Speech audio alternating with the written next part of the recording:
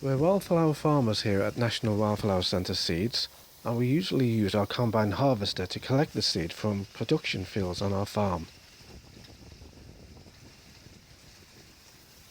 The seeds are then dried out, taken to our processing facility in the National Wildflower Centre, and then cleaned and sorted. The seeds are then packed in large or small amounts for sale. You can also collect wildflower seed by hand. Gill Dottie shows us how. And it's the heads of it, these are finished now, but the heads of it, they're almost like orange dandelions, and the seed disperses very much the same way. It's blown on the wind. So to get these, to collect them, to spread them into a different part of your garden, basically you just pinch those little heads off, and you can see, oops, if I let them go they will blow, but it's a tiny black seed with that little thing there that's going to lift them. So to get these you need to collect them when they're just on the point of blowing off, and that way you can get all the seed from them quite easily. Just a case of timing, otherwise they will just blow. So you really need to keep an eye on this type of plant that has those windborne seeds, because otherwise on a windy day, if the seed was ripe, it would just take it. Okay, well, we've got this plant here. This is melilot. As you can see, it's quite tall, but on this stem you've got a mix of seeds that are quite ripe. If you see there, they're turning black, whereas further up the stem they're still green. So what you need to do when you've got these plants in your garden, and this is just one example of them, is just keep an eye, and once you see this start happening, you can take the seed quite easily. It falls off just by stripping them and just collect that. Whereas on the same plant further up, if you try that, it doesn't work. They're too green, you can see, and they don't come off easily. So the basic rule is if it falls off easily, when you touch it, it's ripe, it's ready, the seed is ready there to go. Okay.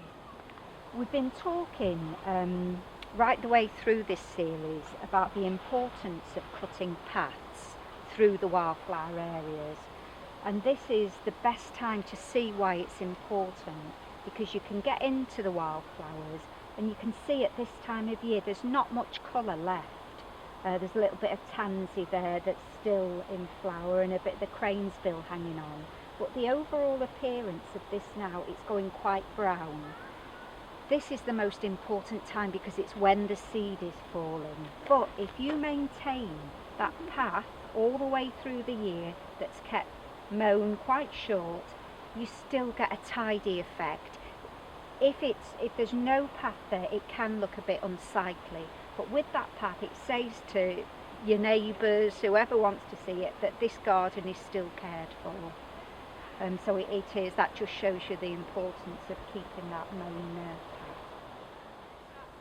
Once all the seed has fallen, if you're not going to collect it, you're going to allow the seed to fall naturally into the soil. Once that seed has fallen, it's really important that you cut back this vegetation that's finished. So you take a low cut, ideally with a strimmer, a brush cutter, or perhaps some shears.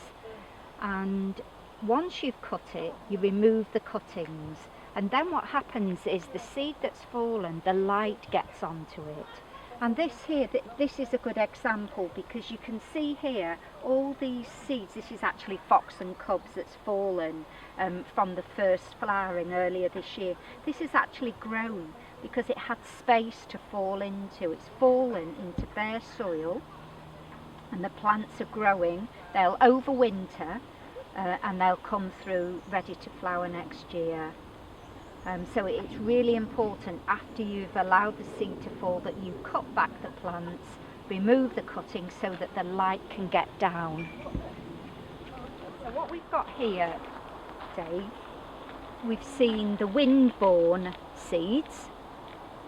That's the fox and cubs, how they're blown about. We've got the melilot that we can either collect or allow to fall.